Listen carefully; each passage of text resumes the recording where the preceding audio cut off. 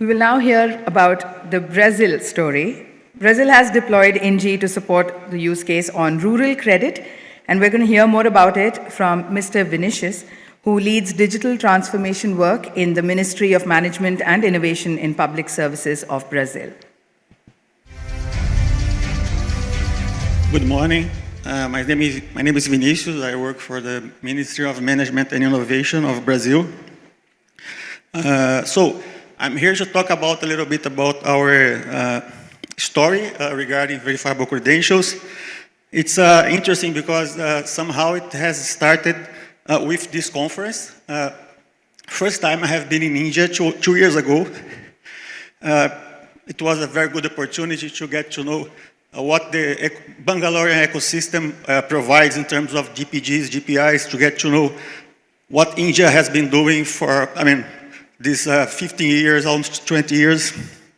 And one of the things that came up as very impressive for us by that time was the verifiable credentials. As we saw Inji, we saw the DigiLocker experience in India. And right after that visit, that moment in Bangalore, I had the opportunity to go to YouTube and see some old videos of sessions of former editions of MOSIP Connect. And it's very interesting because Pramod Varma, that just spoke here remotely, I have watched by that time a video that he has made, a live presentation here in that edition of the conference, talking about the potential of verifiable credentials.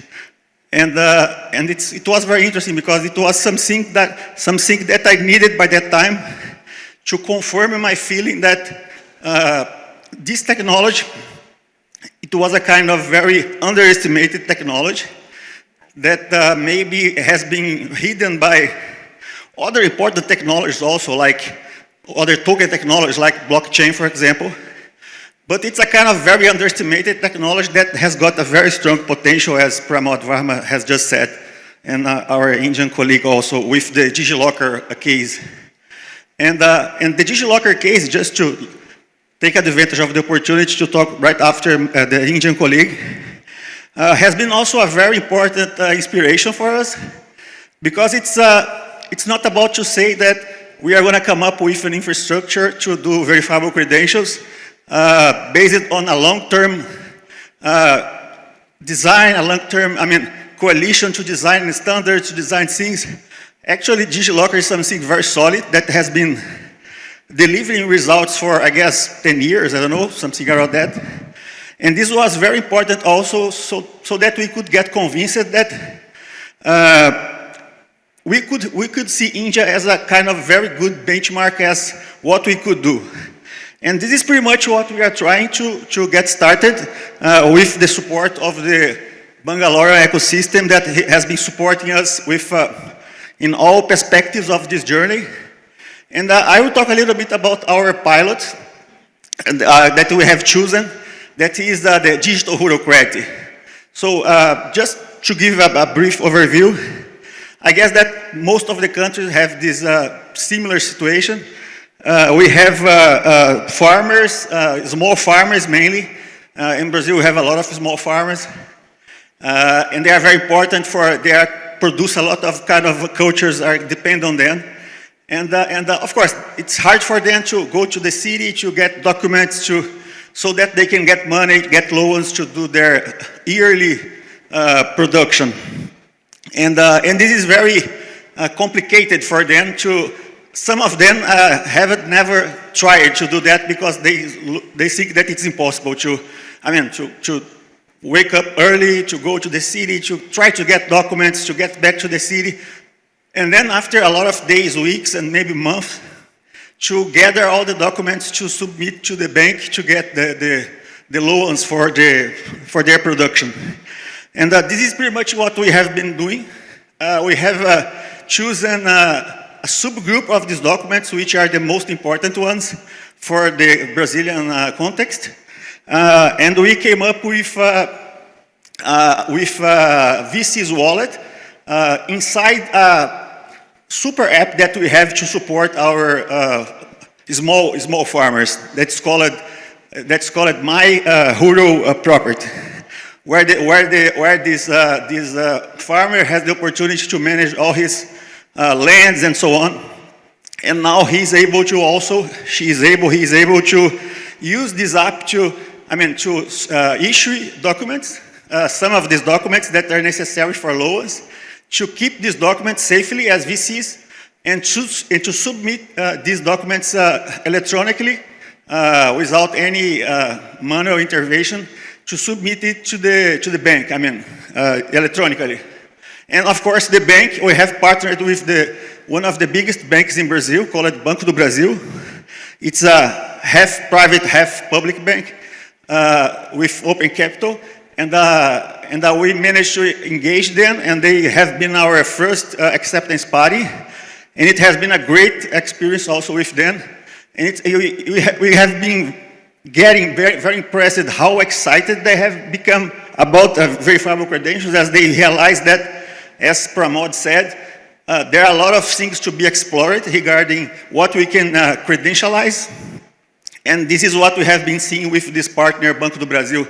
They pretty much see that they could credentialize a lot of things of their business that could improve decrease risks, improve efficiency and everything else, improve user experience. So it's they are very excited about that. Now we need to somehow to get, let's go short, calmer, that we need to build the foundation.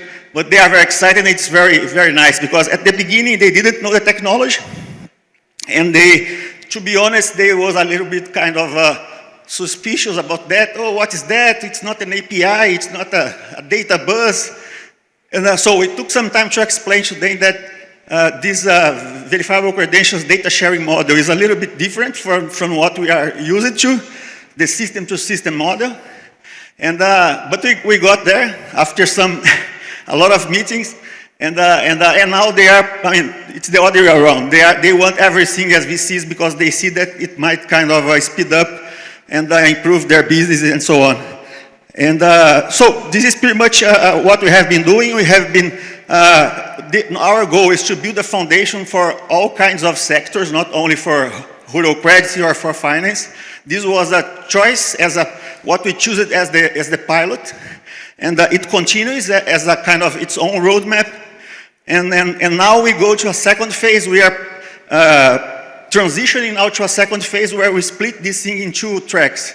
We have this work of rural credit that will kind of cover the whole documents and expand to the whole country. We have this separated. And then we have a second track that is, we are going through now, that is age verification, online age verification. That we are kind of, we have designed a solution based on VCs and supported by the GPI that we have been coming up, this VCs GPI.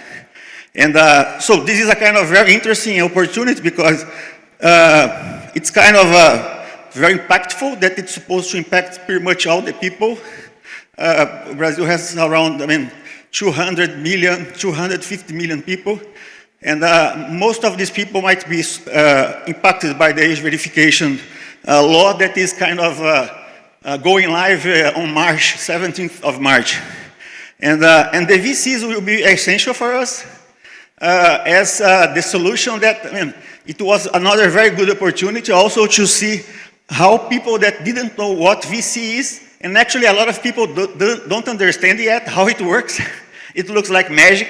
But anyway, when they see, when they believe that it might happen, when they understand, at least from the outside, what's happening, it's very impressive how they get, excited about that. It's pretty much like the Banco do Brasil was. We see in Brazil now a lot of people, private institutions, private protection institutions, we see companies, we see, academy, everyone very excited about Brazil coming up with VCs-based age verification solution that could kind of protect citizen privacy, and at the same time kind of protect children, also childhood in the internet. And so this is another example of a very powerful application of verifiable credentials. This is going to be a great challenge for us, because we will not have the chance to do a kind of very cadenced rollout, because it's a kind we need to come up with some initial regulation in March, with some roadmap to get started deploying that. So 2026 might be very kind of intense for us about that. And we are supposed to get to the end of 2026 with, I mean, pretty much this thing running, I mean, covering all Brazil. And that's it. I mean, I'd like to share with you guys this message. And just to wrap up, as Pramod said, and also the Indian colleague, we are going through a kind of very interesting opportunity. I see that we are getting started to build this road foundation of VCs, interchange and so on, issuing, verification, managing, storing, and I guess we have a huge opportunity to make something that might converge. I mean, internally in the countries, amongst countries and amongst regions. And because we know that, I mean, if we kind of come up with a lot of different things and different standards and so on, we might kind of have good solutions for the local reality, but we might come up with, I mean, obstacles to maybe to do interoperability between countries, between states in some countries and so on. So I guess this is something that it's kind of hidden at this moment. We don't see this thing, but it is kind of, we are at the moment to take care of that. Thank you.